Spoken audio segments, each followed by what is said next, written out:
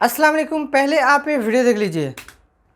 بسم اللہ الرحمن الرحیم. میرے بھائیو، آپ دیکھ سکتے ہیں ایک آدمی مسجد حرم کے ایک سیڑھی میں بیٹھ کے ایک کی پیڈ موبائل ہے اس پہ ایسے گھما کے سیلفی لے رہا ہے اور ایک کو ادھر ادھر دیکھ رہا ہے تاکہ اسے کوئی دیکھ نہ لے. تو میرے بھائیو، آپ دیکھ سکتے ہیں اس کے پاس کوئی ٹچ اسکرین والا بڑا موبائل نہیں ہے اور ایک چھوٹے سے موبائل میں انہوں نے سیلفی لیے اور گھما کے.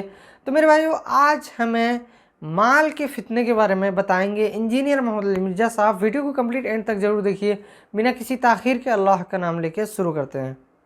فَأَمَّا الْإِنسَانُ إِذَا مَبْتَلَاهُ رَبُّهُ فَأَكْرَمَهُ وَنَعَّمَهُ، پس جب انسان پر اللہ کی طرف سے آزمائش آتی ہے اور اس کا رب اسے نوازتا ہے، نعمتوں سے اس کا اکرام کرتا ہے، فَيَقُولُ رَبِّي أَكْرَمَنِ، تو کہتا ہے کہ میرے رب نے مجھے بڑی عزت دی. یعنی نعمتیں ملتی ہیں، خوشیاں ملتی ہیں تو کہتا ہے واہ میرے رب کا بڑا فضل ہے. جس طرح آج کل وہ فلمی ایکٹریس بھی جو ہے نا وہ بھی کہتی ہیں کہ اللہ کا بڑا فضل ہے کہ کامیاب ہماری ہوگی فلم، اور سمگلر بھی کہہ رہے ہوتے ہیں اللہ کا بڑا فضل ہے، اللہ نے کھلی روزی دی ہوئی ہے آرام کی، اور اللہ کی طرف منسوب کرتے ہیں. تو اللہ فرماتا ہے انسان کی عادت ہے کہ جب ہم اس کے لیے اسے مبتلا کرتے ہیں، آزمائش کرتے ہیں اس کی رزق کھول کر، تو وہ کہتا ہے بڑا اللہ کا کرم ہے. حالانکہ وہ اللہ کا کرم نہیں ہوتا، آزمائش ہوتی ہے، کیونکہ اس الفاظ ہے اذا مبتلا. وَأَمَّا إِذَا مَبْتَلَاهُ، اور جب اسے اللہ آزماتا ہے، فَقَدَرَ عَلَيْهِ رِزْقَهُ، اور اس پہ رزق تنگ کر دیتا ہے، فَيَقُولُ رَبِّي أَهَانَنِ، تو کہتا ہے میرے رب نے مجھے بڑا ذلیل کیا ہے. کہہ رہا ٹھیک ہے، دونوں ٹھیک کہہ رہے ہیں، خرابی کوئی نہیں ہے اسٹیٹمنٹ میں. دیکھیں جس کے اوپر نعمتیں ہوں گی وہ تو کہے گا کہ اللہ تیرا بڑا شکر ہے، اور جس کا رزق تنگ ہوگا وہ کہے گا یا اللہ نے مجھے آزمائش میں ڈال دی ہے. اس اسٹیٹمنٹ میں کوئی خرابی موجود نہیں ہے، لیکن اللہ تعالیٰ اس سے میسج دینا چاہ رہا ہے کہ کسی کا رزق ملنا، اس پہ خوش ہونا اس کی خام خیالی ہے. اس کو ہم نے دے کے آزمایا ہے، اور جس سے لے لیا ہے نا اس پہ اس کا پریشان ہونا بھی اس کی خام خیالی ہے، اس سے لے کر آزمایا ہے. اصل میں تم اس طرف جاؤ کہ یہ دونوں کے لیے آزمائش ہے. اچھا میں ایک آپ سے کوشچن پوچھتا ہوں، ملٹیپل چوائس کوشچن. اللہ تعالیٰ جسے دے کے آزماتا ہے وہ بڑی آزمائش ہے، یا جس سے لے کے آزماتا ہے وہ بڑی آزمائش ہے؟ ویسے تو لوگ سمجھتے ہیں جس سے لے لیا وہ بڑی آزمائش ہے، وہ دینے والا پھنس گیا جس کو زیادہ ملا ہے.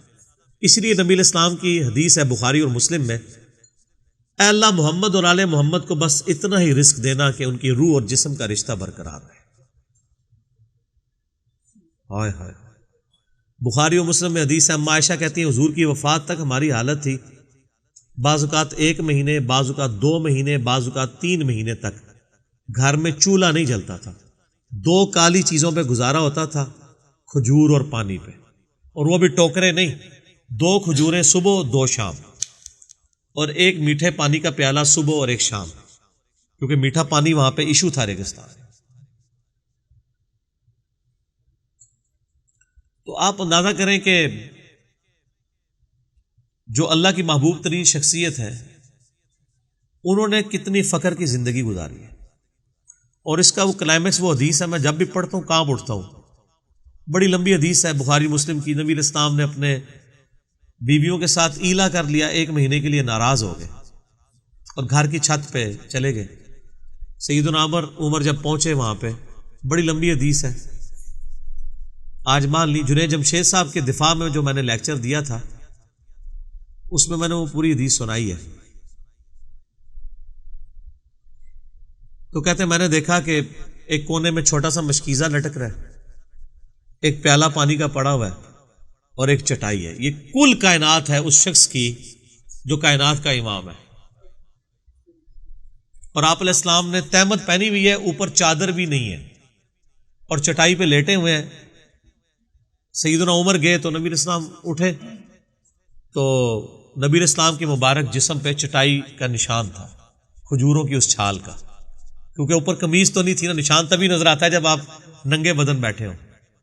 سیدنا عمر کی آنکھوں میں آنسو آ گئے. انہوں نے کہا یا رسول اللہ، آپ اللہ کے رسول ہیں، کیسر و کسرا دنیا کے مزے لوٹ رہے ہیں، اور آپ کی یہ حالت ہے.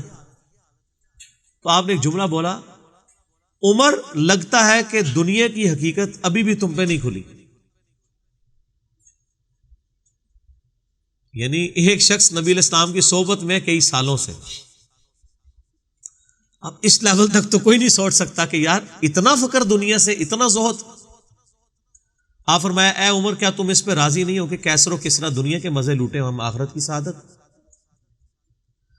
سر سیدنا عمر نے حضور کی زندگی کا یہ پہلو دیکھا ہوا تھا, تو یہ کیسا ہو سکتا تھا کہ جنگ قادسیہ میں جب پرشین امپائر گرے اور اربوں ڈالرز آج کے مسلمانوں کے ہاتھ آئے, اور جنگ یرموک میں رومن امپائر گھٹنے ٹیکے اور جزیہ دینے پہ آمادہ ہو جائے, اربوں ڈالر آج کے.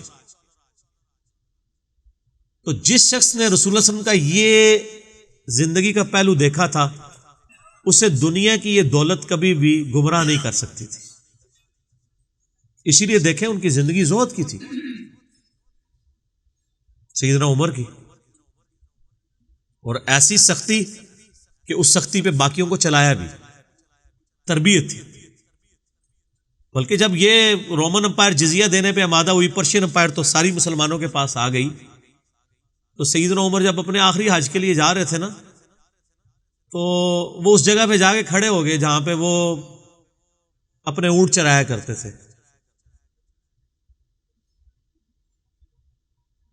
تو ساتھیوں نے پوچھا, تو انہوں نے کہا میں آج اپنا ماضی یاد کر رہا ہوں کہ میں ایک بڑا اکھڑ قسم کا نوجوان ہوتا تھا, اور میرا باپ مجھے مارا کرتا تھا کہ تجھ سے تو بھیڑے بکریاں اور یہ اونٹ نہیں چرائے جاتے, تو نے بڑا ہو کے کیا کرنا ہے.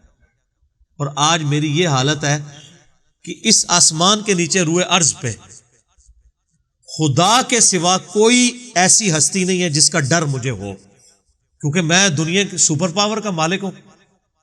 سر جب صدیوں کی رومن اور پرشین امپائر جس شخص کے سامنے گر جائیں, تینوں بر اعظموں پہ اس کی حکومت ہو, تو وہ کہتے تھے فزیکلی میری اس وقت یہ حالت ہے کہ اللہ کے علاوہ مجھے کسی کا ڈر نہیں ہے. یعنی دنیا کسی بندے کا ڈر ہی نہیں, کیونکہ مجھ سے اوپر کوئی نہیں ہے. اور کہتے ہیں کہ میری حالت یہ تھی کہ میرا باپ مجھے یوں کہا کرتا تھا, اور آج اسلام نے مجھے کہاں سے کہاں پہنچا دیا کہ مجھے اس روئے ارض پہ کسی کا ڈر نہیں خدا کے سوا. اتنی بڑی بادشاہت جس بندے کو ملی ہو اور اس کی زندگی زہد کی گزر رہی ہے. اسی لیے اسلام میں جو پہلی دراڑ ہے وہ سیدنا عمر کی شہادت ہے. بخاری مسلم کی حدیث ہے کہ نبی علیہ السلام نے فرمایا میری امت اور فتنوں کے درمیان ایک دروازہ ہے, جب وہ دروازہ توڑ دیا جائے گا تو میری امت پہ فتنے شروع ہو جائیں گے. بخاری اور مسلم میں ڈیٹیل حدیث آتی ہے کہ حضرت عمر ایک دفعہ حذیفہ ابن یمان کے پاس آئے جو رازدار رسول تھے, تو وہ اپنے شاگردوں میں بیٹھے تھے, تو ان کو فتنوں کی حدیثیں سنا رہے تھے. تو سیدنا عمر نے کہا کہ مجھے وہ حدیث سناؤ جو فتنوں سے متعلق ہے. تو انہوں نے کچھ باتیں بیان کی, انہوں نے کہا نہیں, وہ بڑا فتنہ جو آئے گا سمندر کی موج کی طرح. حذیفہ ابن یمان نے کہا امیر المومنین آپ کو اس فتنے سے کوئی خطرہ نہیں ہے, اور اس فتنے اور امت کے درمیان ایک دروازہ ہے. تو سیدنا عمر نے کہا وہ دروازہ کھولا جائے گا یا توڑا جائے گا. تو حذیفہ ابن یمان نے کہا وہ دروازہ توڑ دیا جائے گا, اور جب وہ دروازہ ٹوٹے گا تو فتنے امت پہ ٹوٹ, جس طرح آپ ایک ڈیم کا گیٹ توڑ دیں, ایک تو ہے ڈیم کا گیٹ کھولنا, پھر تو مینیجیبل فارم میں پانی نکلتا ہے, اور ایک ہے گیٹ توڑ دیں پھر تو سیلاب آتا ہے. تو سیدنا عمر نے پوچھا کہ یہ وہ دروازہ توڑا جائے گا یا کھولا جائے گا؟ تو انہوں نے کہا توڑا جائے گا. بس یہ بات کر کے حضرت عمر واپس چلے گئے. بخاری مسلم کے الفاظ ہیں, اب وہ سارے کے سارے تابعین جو ہے نا آپس میں خسر پسر کر رہے ہیں کہ یہ کیا کوڈ ورڈ میں گفتگو ہو رہی ہے, ظاہر ہے اس میں الفاظ تو کوئی بھی نہیں ہے.